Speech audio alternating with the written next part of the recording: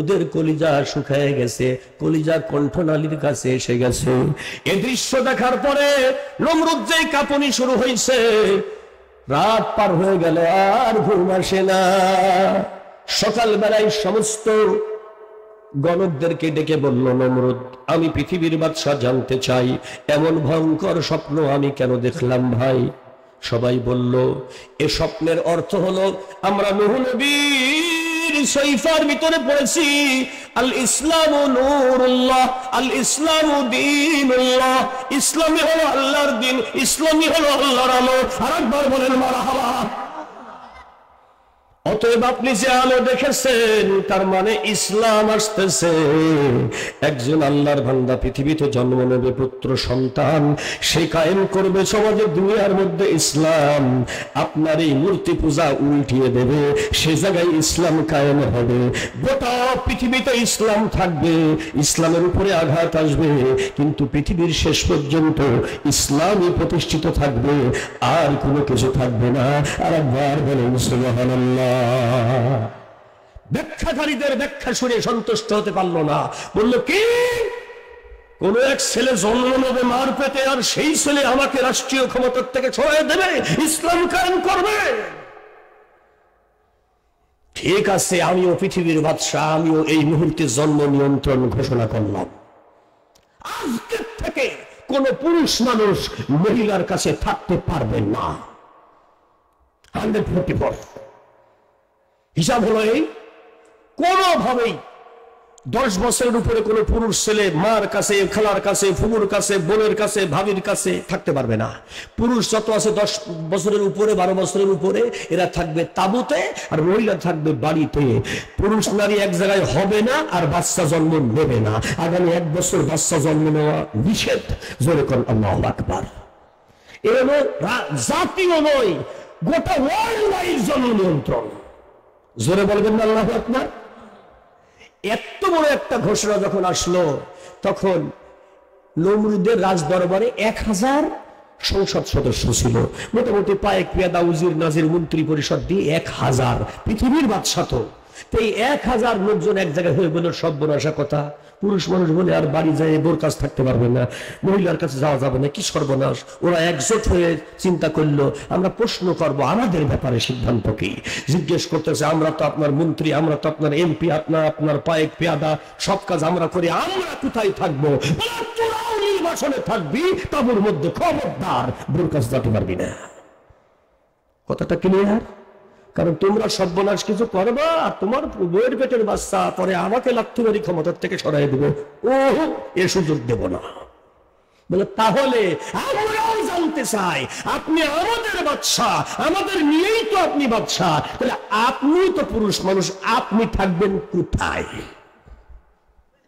কথা কন না কে? প্রশ্ন আছে না নাই? বলছে, মাননীয় পৃথিবীর বাদশা, আপনিও একজন জবরদস্ত পুরুষ মানুষ, আপনি থাকবেন কোথায়? কয়, তাই তো রে, সমস্যা হবে এই জায়গায়। আমার তো আমার বোর ঠিক নাই, দাসী বা দিক ঠিক নাই, কখন কার পেটে কোন দাসী পড়ে তার তো ঠিক নাই। তাই তো এই সমস্যার থেকে বাঁচতে হলে আমাকেও তোদের সাথে নির্বাচনেই দাবুতেই থাকা লাগবে অন্তত 1 বছর, তাহলে সমস্যাটার সমাধান হবে। বলা যায় না আমার কোনো বাদির পেটে যদি বাচ্চা একটা এসে যায়, সেটা যদি আমাকে লাগতে দিয়ে ফেলাই দেয়, সর্বনাশ। অতএব আমিও অন্তত এই নিজের ঘোষণা অনুযায়ী আমিও পুরুষ মানুষ, তাই তোদের সাথেই থাকবো। আর একবার বলেন সুবহানাল্লাহ। দেখেন আল্লাহর কারিশমাটা, রহমতটা দেখেন। স্বপ্ন দেখাইয়া ওর মুখ দিয়ে একটা ঘোষণা আইন তৈরি করাইয়া ওকে সোনার খাটে শোয়া আর রাজ দরবারে বসা বন্ধ করে দিল। একবারে সেদিন থেকে আর নমরুদ রাজ দরবারে বসতে পারে নাই। একবার বলেন আল্লাহু আকবার। তার মানে ওর কথায় ও ধরা খেয়ে গেল। একদম আল্লাহর বান্দা সোজাসুজি পুরুষদের সাথে তাঁবুতে থাকতে বাধ্য হলো, সিংহাসন পড়েই রইল। আর একবার বলেন আল্লাহু আকবার। এ খেলা খেলে কে? জোরসে বলে, আরো জোরে। জোরে হলো না। তাহলে মারটা দিছে কিভাবে দেখছেন? ওর আইনে ওকে মার দিয়ে দিছে। আর একবার বলেন সুবহানাল্লাহ।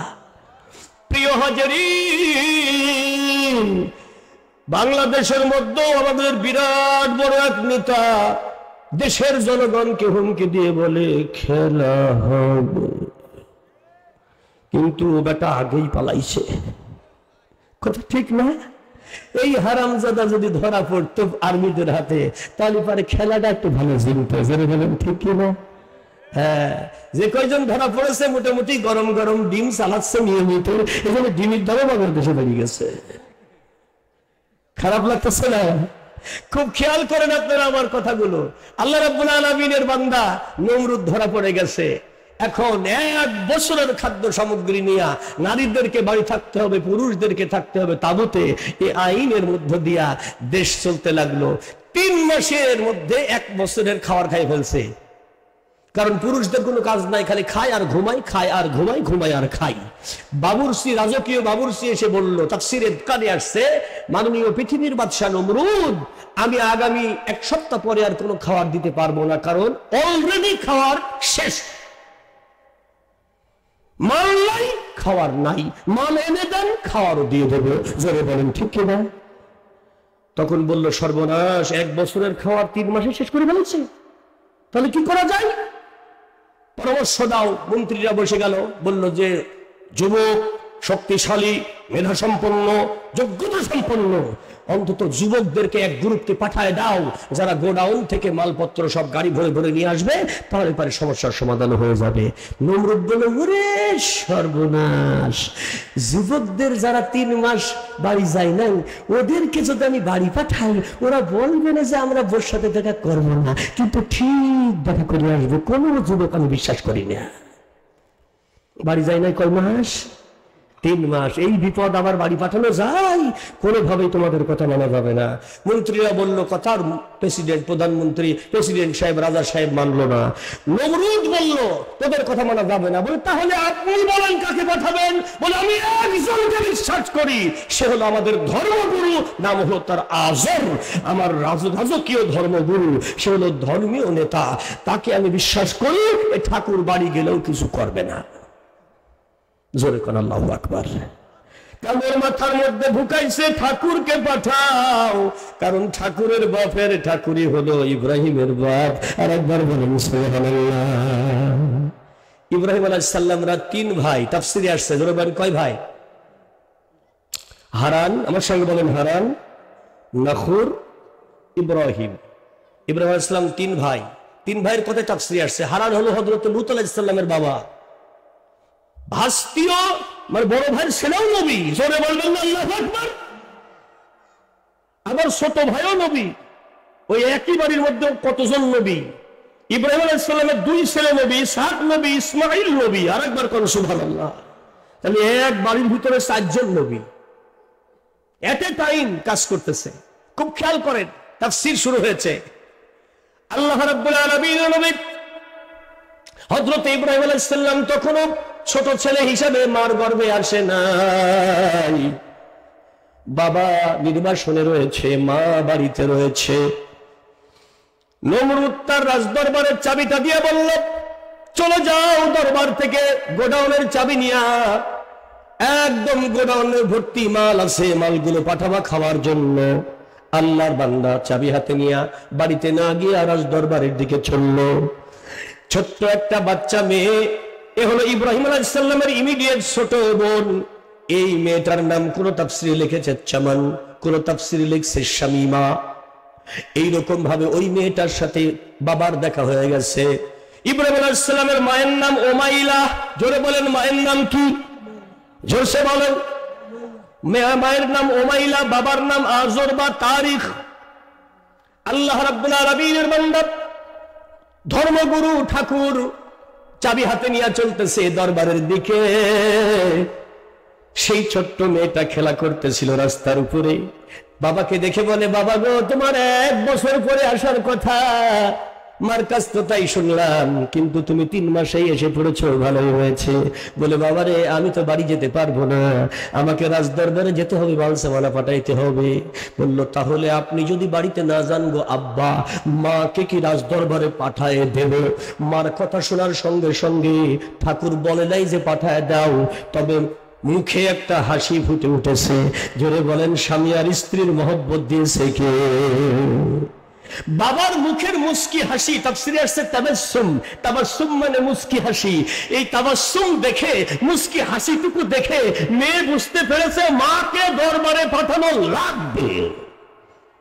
সুবহানাল্লাহ বলেন। দেখো ইনি কয় মাস, ওই ছোট্ট মেয়েটা হাত পান করে দৌড় দিয়ে মাকে যে বলছে, মা গো আব্বা আইছে। কিসের আব্বা আসছে? আব্বার আসার কথা 1 বছর পরে না, রাজ দরবারে দেখলাম ঢুকছে চাবি নিয়ে, আমার সাথে দেখা হয়েছে, তুমি যা। সুবহানাল্লাহ বলবেন না। আরে স্বামী 3 মাস দেখা নাই, স্বামীর কথা মনে হতে ওই মহিলা উমাইয়া চোখ দিয়ে ঝরঝর করে পানি পড়ে গেছে। আহারে মোহাব্বতের স্বামী, কতদিন দেখা হয় না, তুমি কেমন আছো? তুমি অন্তরের মধ্যে একটু চাড়া দিয়েছে স্বামী আর স্ত্রী, এই ভালোবাসা দিয়েছে কে? জোরসে বলেন, আরো জোরে আরেকবার। যারা স্লোগানে উত্তর দেবে না, বোঝা যাবে যে স্বামী স্ত্রীর মধ্যে ওদের কোনো ভালোবাসা নাই। আর যারা বিয়ে করেন ওরা তো বোঝেই না।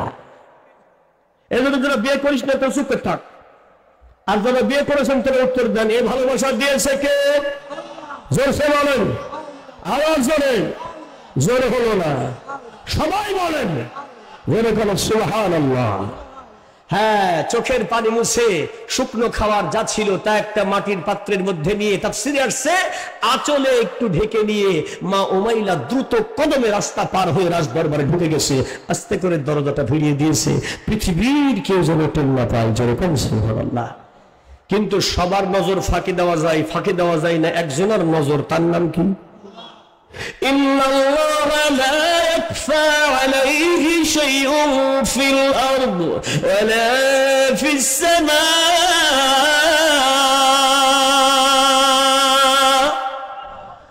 আসমান এবং জমিনে কোথাও এমন জায়গা নাই যে জায়গাটায় আল্লাহরে ফাঁকি দেওয়া যায়। কার কথা এটা? আল্লাহর কথা। হযরতে মা উমাইলা, ইব্রাহিম আলাইহিস সালামের মা আর বাবা এক জায়গায় হইছে।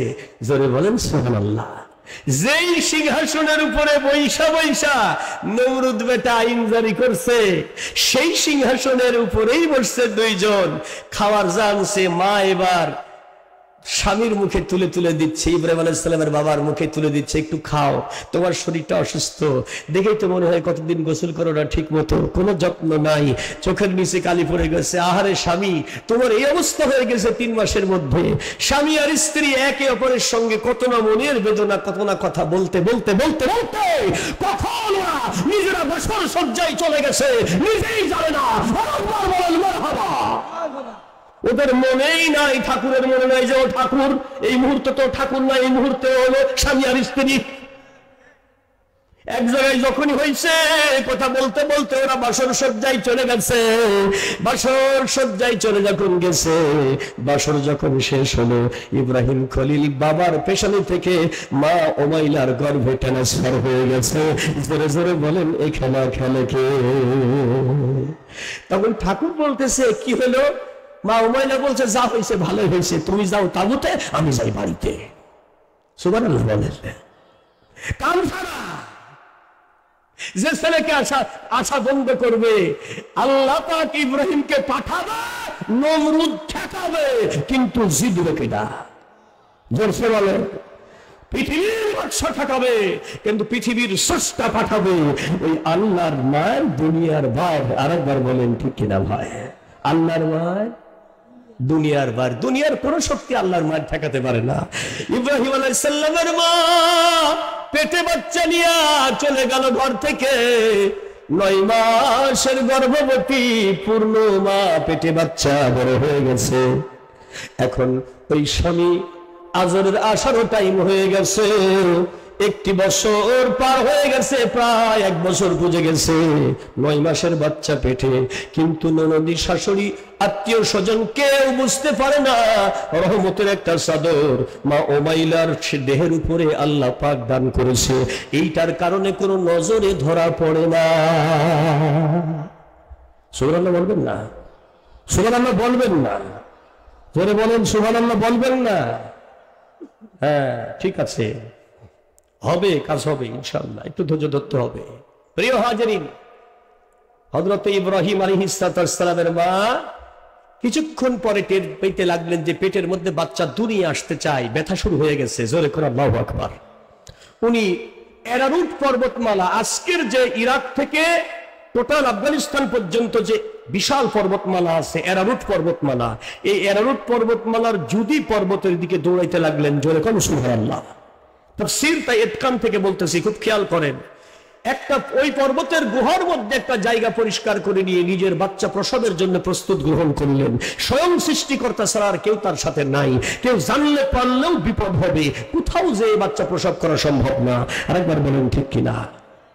আল্লাহ রাব্বুল আলামিনের বান্দী মা উমাইলা ওই গুহার মধ্যে বাচ্চা প্রসব করলেন। এমন সুন্দর একটা পুত্র